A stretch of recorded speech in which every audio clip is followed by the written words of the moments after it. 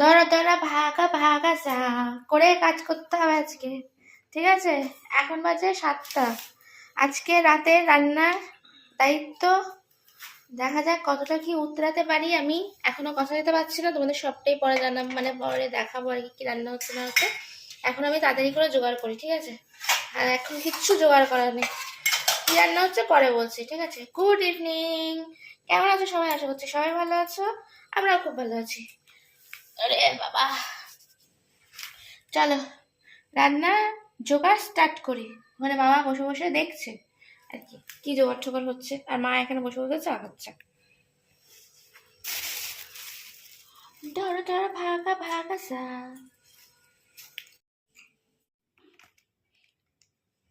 এক বস্তা সবজি কেটে নিয়েছি। বিনসগুলো আমি এরকম ভাবে কেটেছি, দেখো।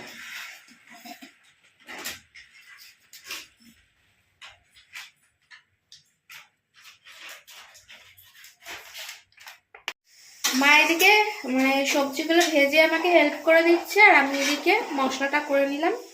এবার আমি রান্নাঘরে এন্ট্রি নিয়েছি, মানে জোগাড় টোগাড় হয়ে গেছে, রেডি। এবার একদিকে আমি করব, একদিকে মা। মায়ের এখন আপাতত এটা ভাজা হয়ে গেলে কাজ শেষ, আমি এবার করব। তারপরে মার আবার আগমন হবে তো বাদে।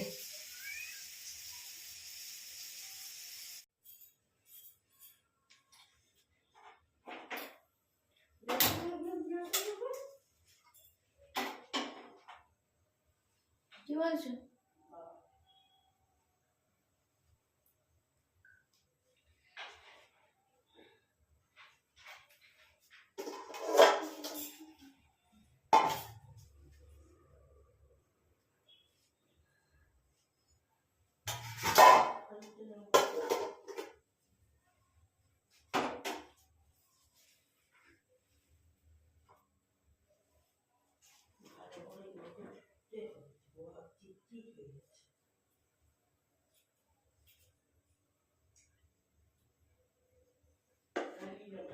এইখানে নিয়ে আসো টেবিলে, হাতেরটা নিয়ে আসো না।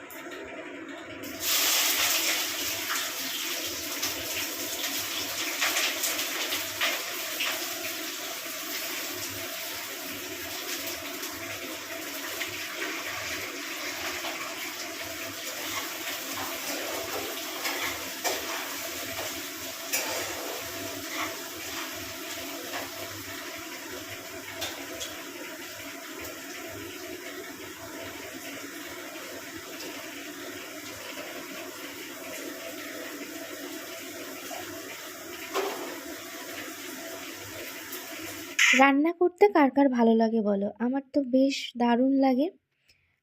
কষ্টটা তখন ভুলেই যাই, কারণ রান্না একটা, সত্যি কথা বলতে, একটা আর্ট।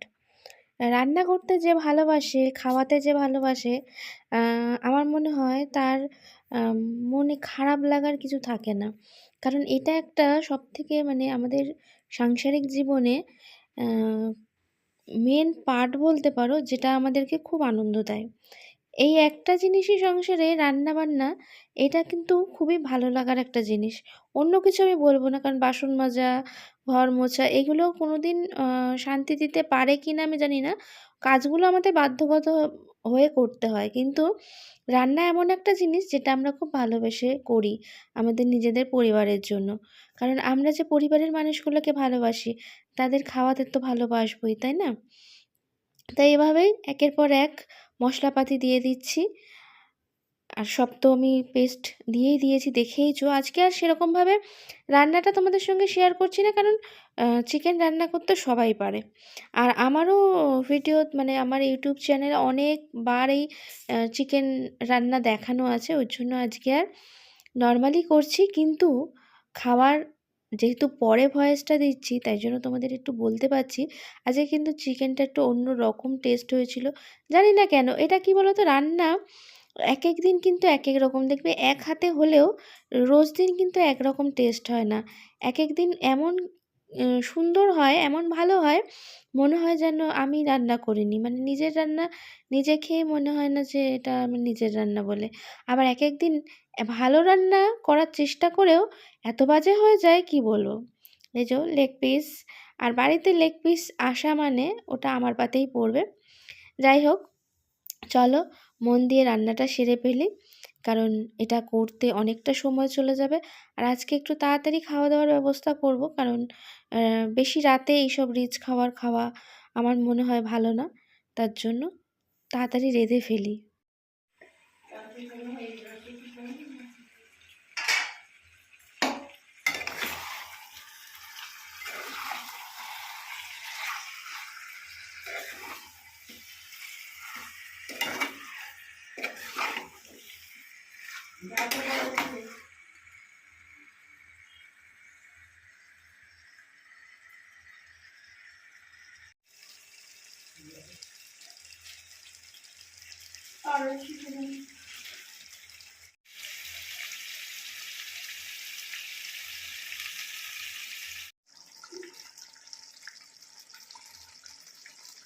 চিকেনটা কেমন হয়েছে অবশ্যই কমেন্ট করে জানিও, হ্যাঁ।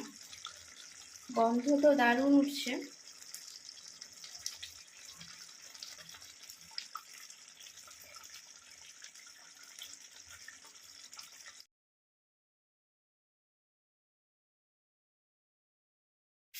চিংড়ি ভাজা হচ্ছে এখন।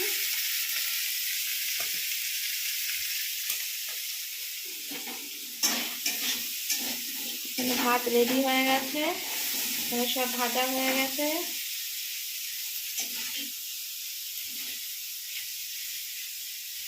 জাস্ট তর্স হয়েছে না, ওহো। মিক্স রাইস, আর এখানে চিকেন। লেগ পিসটা তো পড়বেই আমার পাতে, লেগ পিস পড়ে গেছে। এখানে একটা পেঁয়াজ নেব, আর নেব একটু শসা। ও হো, তাড়াতাড়ি খেতে বসি, গরমা গরম।